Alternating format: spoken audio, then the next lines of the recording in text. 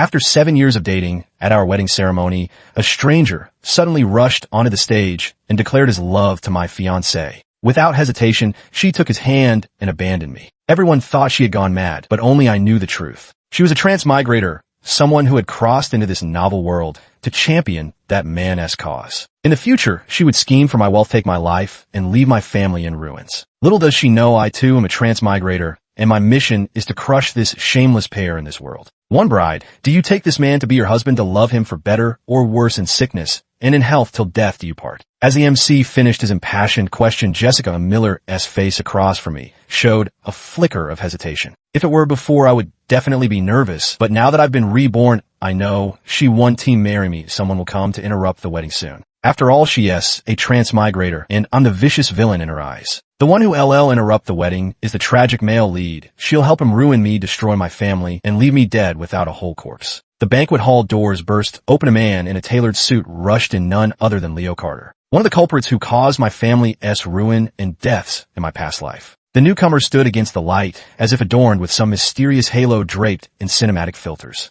Jessica, don't marry him, I'm here. Jessica Miller's eyes widened in shock, her rims instantly reddening. She trembled as she reached out to him. You finally came. I knew you'd come looking for me. I'm late. Will you come away with me? I'll go with you. Jessica rushed forward and threw herself into Leo's arms. The two kissed passionately, oblivious to anyone else around them. I watched leisurely from the side while the crowd below erupted in uproar, especially the Millers, whose faces instantly darkened.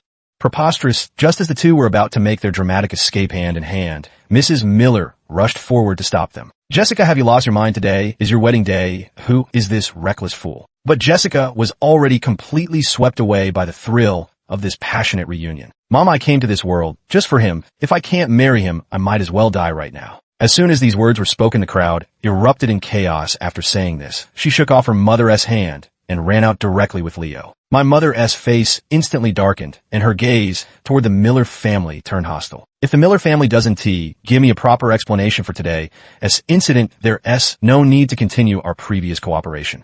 Compared to my mother's anger, my father's expression was quite strange, as if he wanted to say something. But seeing my mother's cold face, he ultimately chose to keep quiet. Watching this farce from the side, I couldn't help but feel amused. After all, I'd already experienced this kind of thing in my past life. The first time it caught me off guard, but the second time, there was nothing left to feel awkward about. Just like in my past life, they left without hesitation. No matter how desperately I pleaded, even promising to forgive everything if she just return. But they turned away without a second thought. Later, they did come back, only for Jessica to help Leo, that bastard son, seize control of the company. In the end, they even made my father hand over all his assets. I was completely kicked out of the company. As for my mother, under their fabricated scheme, she went from being the lawful wife to the other woman. Unable to withstand the shock, she jumped to her death. I smiled at the stunned and bewildered guests below. Don't panic, everyone. This is just a minor mishap. I stepped off the stage and walked up to a girl in a waitress uniform who was still watching the drama unfold. Taking her hand, I led her onto the stage. This is my real fiancée, Sophia Evans. Everyone, please don't panic. We'll go change our clothes,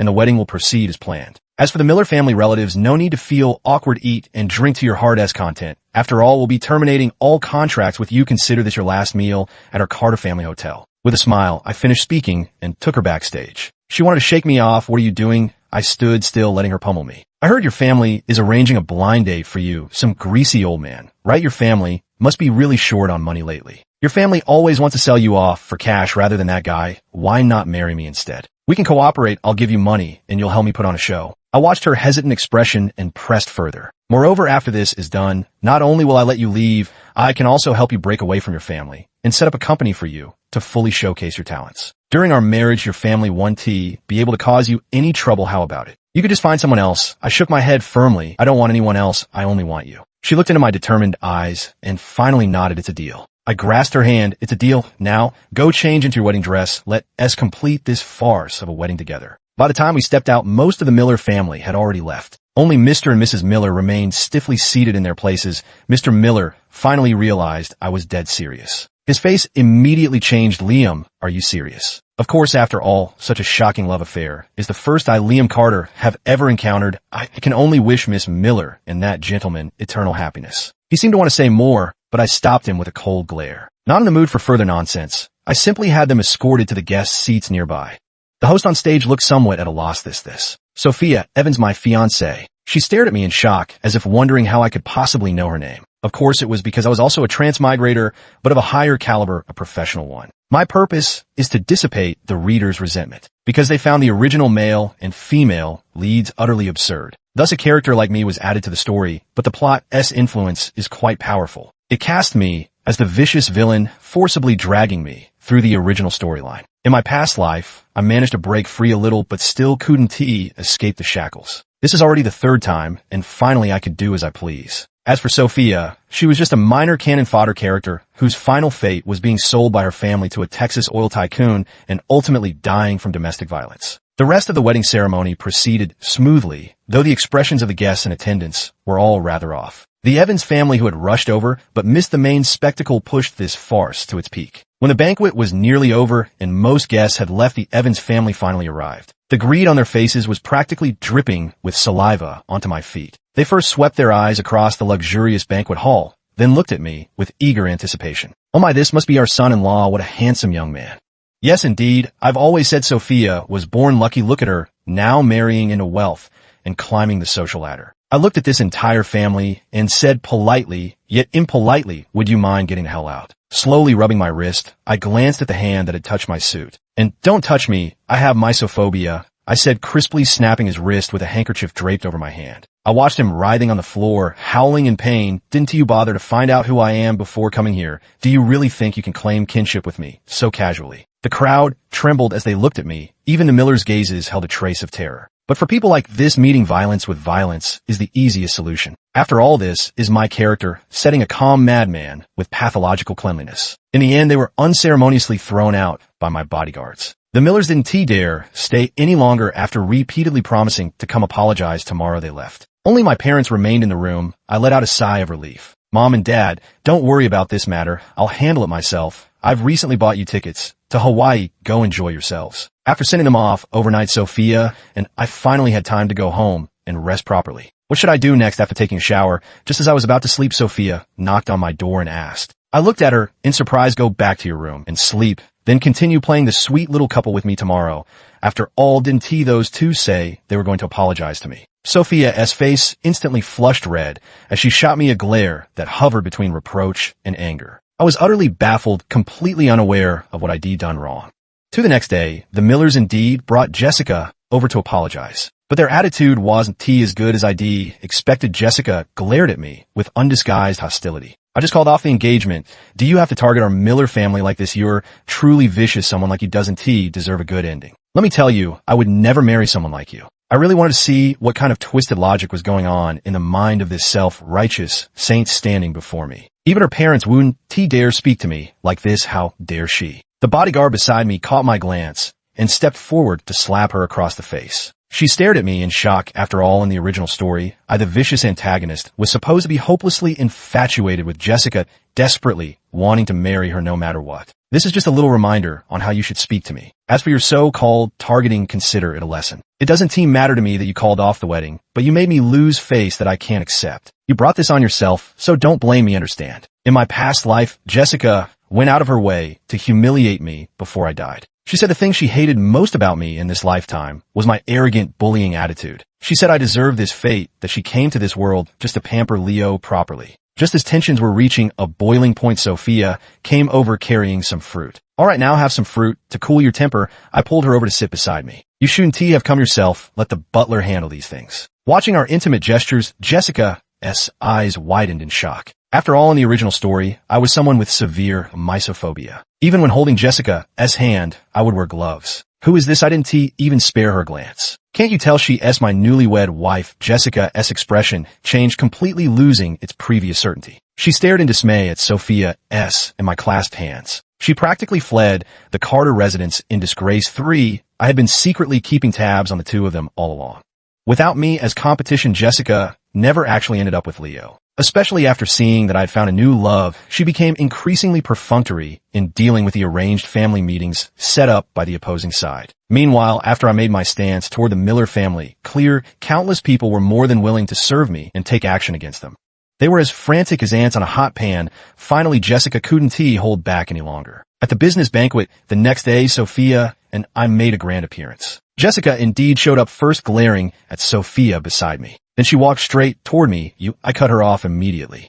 Enough, no need to explain. I want to take back a woman who eloped with a bastard. I smiled and dropped a bombshell on everyone present. All eyes fell upon the three of us with strange gazes. Jessica clearly hadn't expected that I'd known about this matter from the very beginning. Her expression flustered momentarily, but she quickly regained her composure. What are you talking about? After all this, was the right time to expose Leo's identity? At this time, he was still just a poor boy with no respectable identity to speak of. He failed to latch onto her as his golden ticket and couldn't gain my father's approval. He couldn't even clean up the mess left by his mother's past actions. In their previous life, Leo successfully eloped with Jessica. The two relied on Jessica's knowledge of the plot's developments. Having handled all the evidence in advance, Leo was portrayed as a rising star in the business world. In the end, he made a grand return, colluding with a former nanny who had worked for our family, and turned the tables by claiming my mother was the other woman who had schemed her way into the family. Back when his mother was with my father, it was my mother who took advantage of her family background to seize the opportunity and drove his mother away. In the so-called evidence, Leo was a full year older than me. But that was clearly them secretly carrying on behind my mother's back before the wedding. And my father only married my mother because he coveted her family's wealth. Yet people only accept the conclusions they want to believe. They envied my mother, this noble lady from a wealthy family, and couldn't wait to pin immoral labels on her to drag her down from her pedestal. My mother couldn't withstand the shock and was driven to madness, then committed to a mental institution by the two of them. Meanwhile, Leo gained our father's approval, was recognized as the legitimate heir, and inherited the entire family fortune. I was framed by them. They took one of my kidneys to transplant into him when he suffered renal failure. In the end, I died on the streets from an infected wound. My mother couldn't accept my death and jumped off the rooftop while clutching my portrait. But now I sneer coldly at the panicked Jessica before me. Leo Carter stopped playing dumb. He might as well change his name to Leo Bastard. After all, back then his mother was sponsored by my mom to attend university, only to shamelessly climb into my father's bed. Oh, by the way, she was with my dad when she was 17. Leo is even a year older than me. That whole family has no shame. I suppose the biggest investment his mother ever made in her life was ensuring he was born successfully. People shouldn't be this shameless. Do they really think sharing the same father puts them on my level? Humans and dogs are both mammals, but I don't see him doing anything human. Under the mocking gazes of the crowd, Jessica's face gradually paled. Proud by nature, she detested my arrogant attitude to the extreme. Yet she couldn't bear to give up her cash cow, so she planned to groom a more pliable male lead who'd be completely dependent on her to satisfy his own desire for control and possession. And me, since she couldn't have me, she'd rather destroy me. Enough, Liam. I never thought you could be this kind of person. Haven't you humiliated him enough? He didn't choose his own background. I know you've been targeting the Millers and Leo recently, all because you love me. But this isn't what real love looks like. You're too arrogant. Your love suffocates me. I looked at her. He couldn't choose his background, but his mother could choose to have some dignity. That way she wouldn't have to endure me calling her a homewrecker to her face, right? Love you since when I married. I took Sophia's hand to show off the wedding ring. You'd better stop bothering me from now on, or you'll keep fantasizing about things that don't belong to you. What should have been a perfectly good cocktail party ended up turning into a complete farce. The crowd dispersed, and Sophia shook the hand I was still tightly holding. Where's your germophobia now? I whistled flirtatiously. It doesn't apply to beautiful women. She shot me a coquettish glare. After this cocktail party, my mother found out about the incident and called me. I heard about what happened today. After saying this, there was a long silence on the other end. So what are you thinking? I sighed, calculating in my heart how to make my mother see through the illusion of their past affection. But unexpectedly, my mother was far more rational. I will definitely divorce him, but not now. Mom's voice gradually turned cold. Now that little bastard has been brought into the open by you, it proves he is absolutely scheming to compete with you for the family fortune. Mom, won't allow it. As long as I don't divorce for a single day, that mistress mother of his can forget about taking my place. I comforted her with a few words. Don't overthink it. Just focus on keeping a tight grip on your assets. Leave the rest to your son. She sighed with relief on the other end. My son has grown up. How can I not have grown up? I'm someone who has already died once. For originally, I thought the Miller family wouldn't have the audacity to come looking for me again. After all such harsh words had already been spoken that day, but their sheer audacity still managed to surprise me. Jessica actually came to my door herself after they learned everything that had happened at the banquet that evening. They immediately mobilized all their connections to investigate Leo thoroughly. Then in a fit of rage, they forced Jessica to sever all ties with Leo, kick her out of the house, saying that if I don't reconcile with her for a single day, Then for that day, I wanted to acknowledge her as my daughter. It was only then that Jessica realized Sophia and I had merely held a ceremonial wedding. In reality, we never officially registered our marriage. A spark of hope instantly ignited in her eyes. She concluded that I must still love her. After all, otherwise, why would I still be waiting for her? So this time as she came to see me, her attitude had softened somewhat, but there was still a hint of what seemed like pity and condescension in her tone.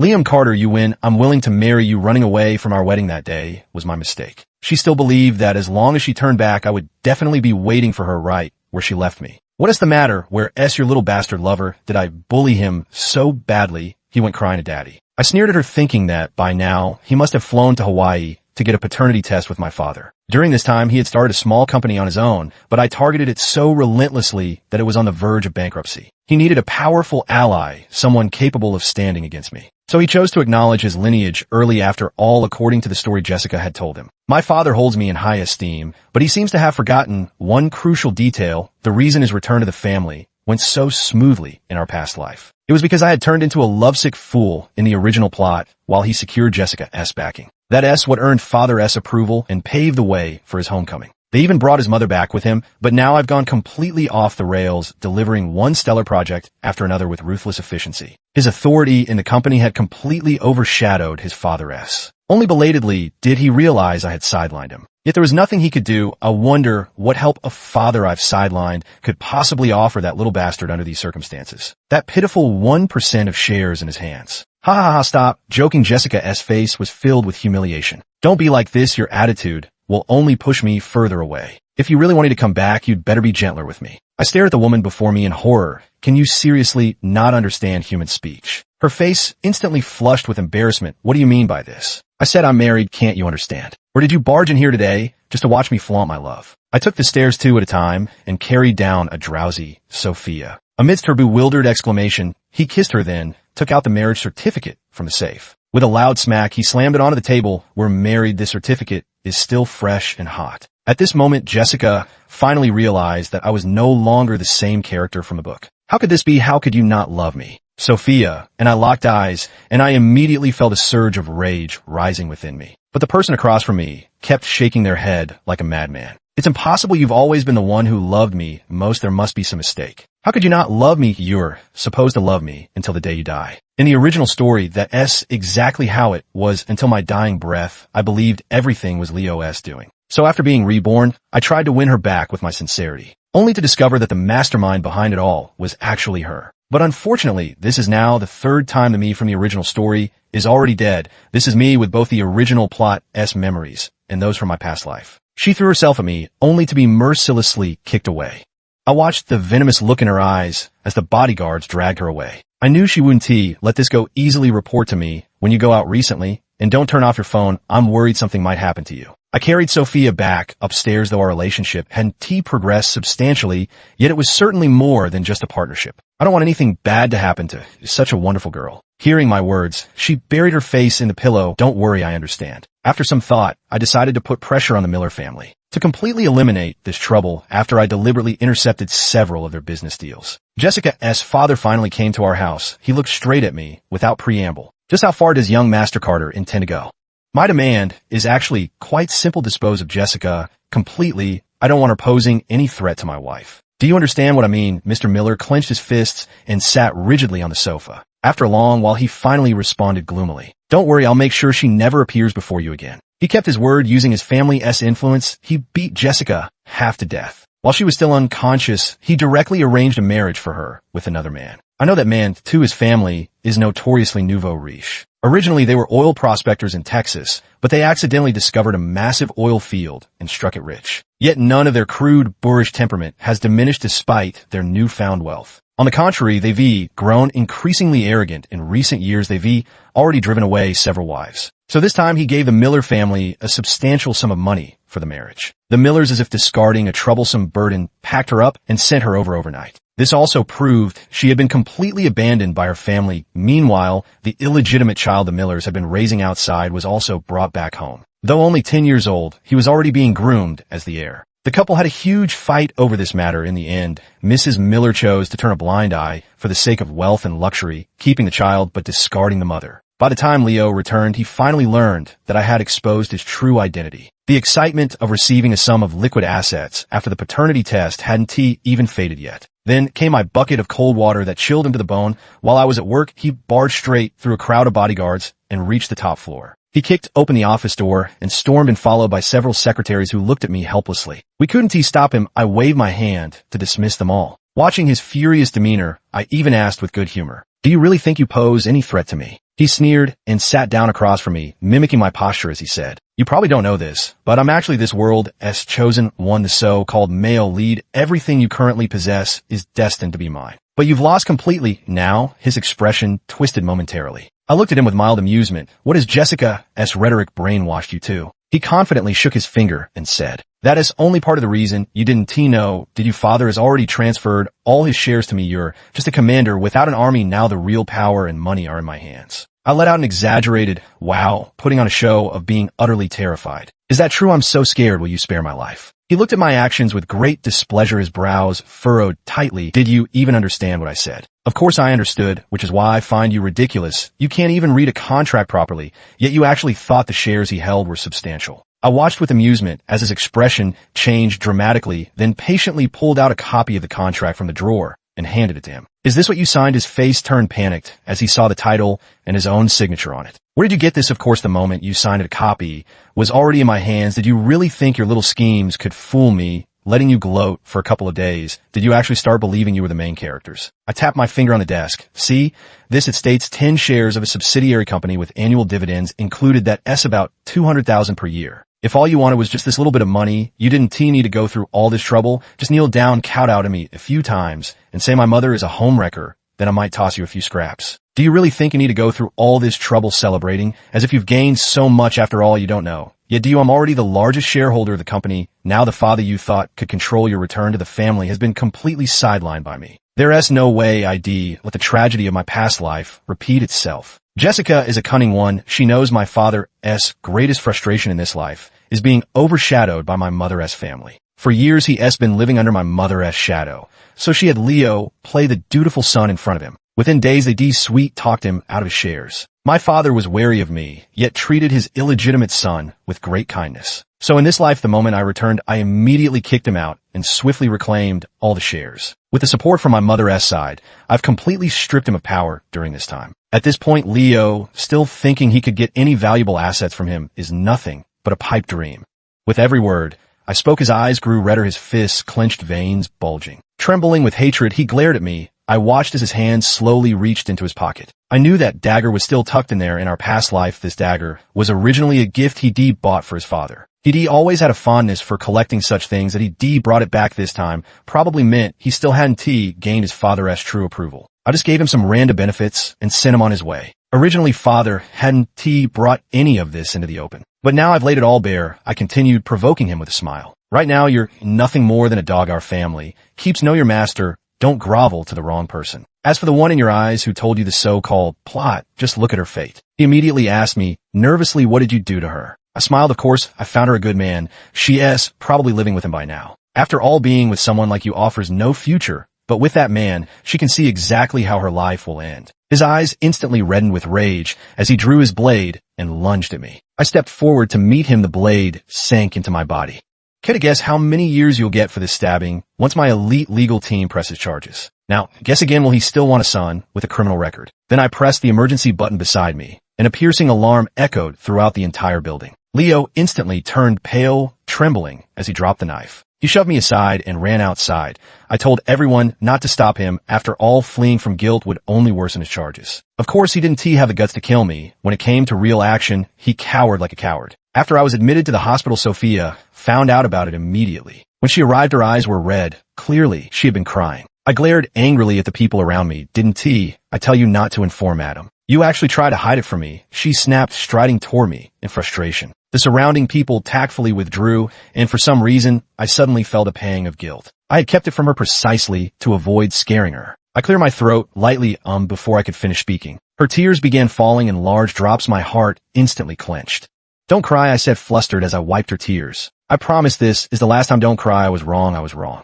I hissed through my teeth. I'd never seen her cry so bitterly before. Not even when she first learned her family had sold her for money. I've never felt this sad before. I really didn't mean to keep it from you. My explanation sounded feeble, but I didn't even know where to begin with the whole story. Finally, I sighed. I could only grip her hand tightly about this matter.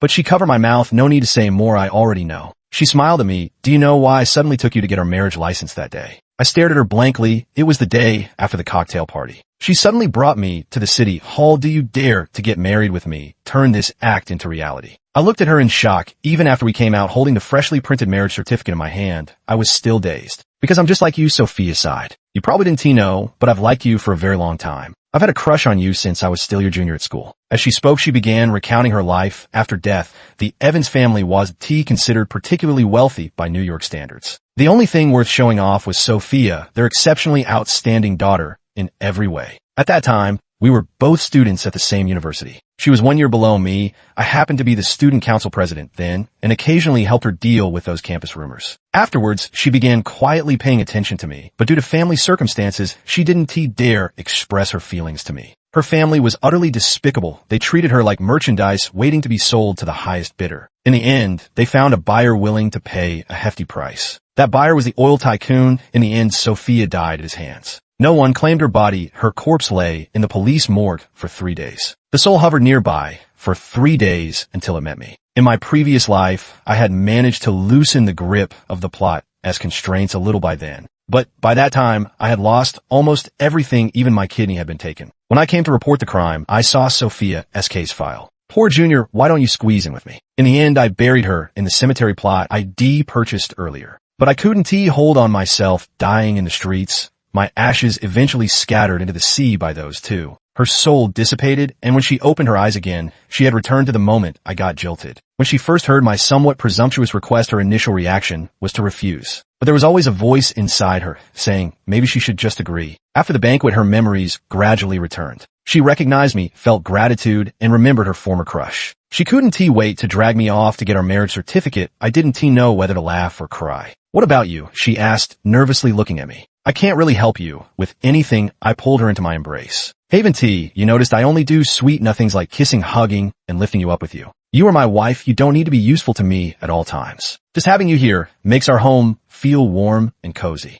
So I hope you can also lean on me when you need me. 5 Ever since that confession, Sophia has become a little shy. It's been a long time since you last visited me. Out of sheer boredom, I could only repeatedly torment the Leo and Evans families. When my father found out what I'd done to his illegitimate child, he didn't dare utter a single word of protest. But when Mom brought up divorce with him, he absolutely refused to agree. We've been married for so many years. I just made a mistake that all men make. Do you really have to be so ruthless? I felt embarrassed just hearing this, especially since Leo seemed to be a year older than me. I don't know where he got the nerve to talk about years of marital affection. My mother showed no mercy. She filed for divorce immediately and won the case. In the end, he got nothing but a few $100,000 and a small apartment. After all, with my mother's and my efforts, there wasn't much left of our shared assets. Everything is with me now, and given his years of infidelity, he has no moral high ground whatsoever. With family matters settled, the issue now lies with the Evans family ever since I broke his hand that time. Sophia's bastard of a father has held a grudge against me. After hearing that Leo was our family's